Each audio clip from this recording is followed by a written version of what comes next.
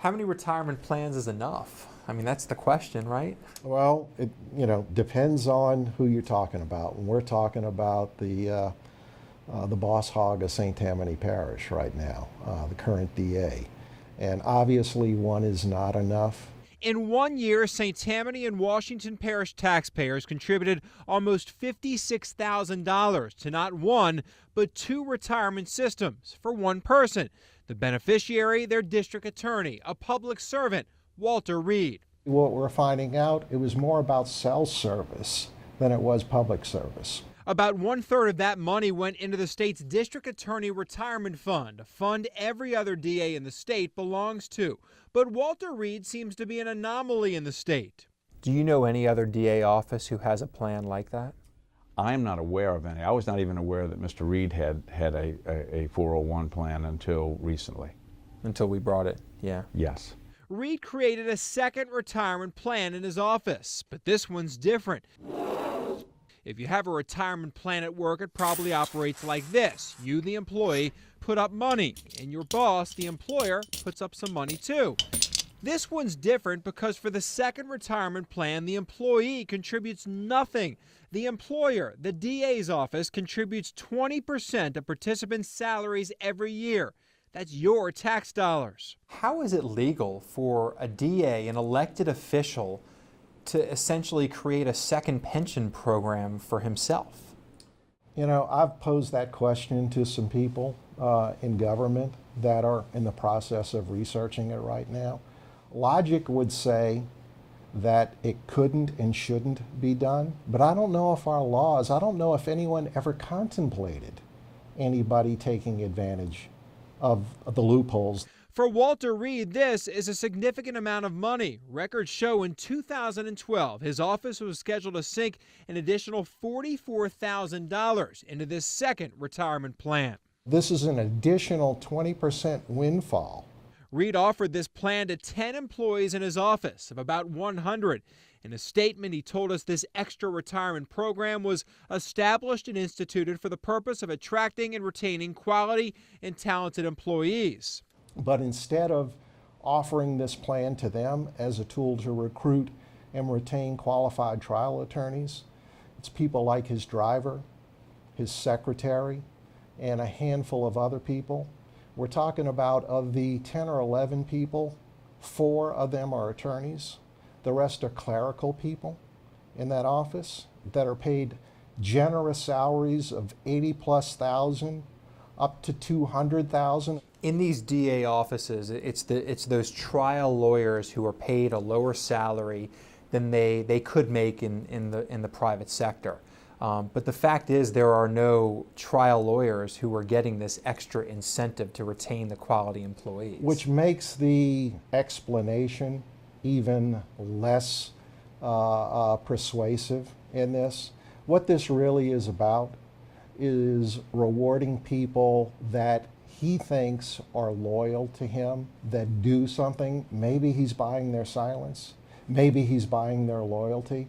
But this is not a recruitment and retention tool for his most valuable assets. His most valuable assets in his office or any prosecutorial office are the prosecutors that try the cases. And they're not on this list. None of them, not a one on this list. But go back to Reed's statement. And the idea, I suppose, is that he wants to retain these select employees. And again, it's called a select employee retirement plan. So apparently he's doing that. Yes, Reed says he initiated the plan to attract and retain quality employees. But he's part of the plan too. And technically, he's not an employee, but an elected official. So how is he creating a plan to help retain himself? It doesn't make sense. Well, again, the only way that you can make sense of it is if you call it what it is. It's just greed. And this is a sense of entitlement. And his explanation is that he's trying to recruit and retain people. Well, he offered himself up as a public servant to the people of St. Tammany Parish, and they voted him in that. He could have walked away anytime he wanted to. He never told the people, vote for me, and I'll only be your DA if I get a second pension system. and I'm permitted to pay myself an additional $40,000 a year into that pension system. So again, what he's saying and what he's doing don't add up. But there's more. The DA's office used these salaries to calculate the office or taxpayer contribution for Walter Reed. In 2011, the office listed Reed's annual salary at $192,000. In 2012, $222,000. But that's different than what Reed reported to the State Ethics Board as his annual income. In 2011, he reported $180,000. In 2012, $184,000. For 2012, a $38,000 difference. It doesn't add up. It doesn't add up. So in 2012, the monthly contribution was actually 24.2% instead of 20%. When you look at some of the public documents and you look at some of the documents that you can get through online sources and through public records requests, the more you look at the paperwork and the documents, the more questions you have. None of these numbers reconcile to one another. So it makes you wonder if these documents are in fact accurate. And who's responsible for authoring these documents?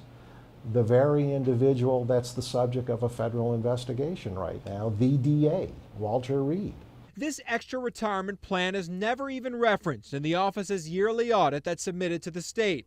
But it's cost taxpayers in St. Tammany and Washington plenty, about $230,000 a year for a handful of participants.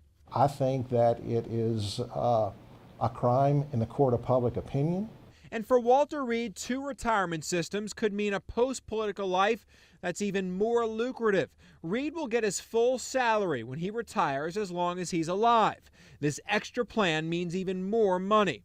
Basically mean that he's receiving more than 100% of his current salary for the rest of his life. For a DA who's found a way to give himself a retirement plan funded with public taxpayer dollars. He had to create a new vehicle to funnel him even more money using the assets of his office.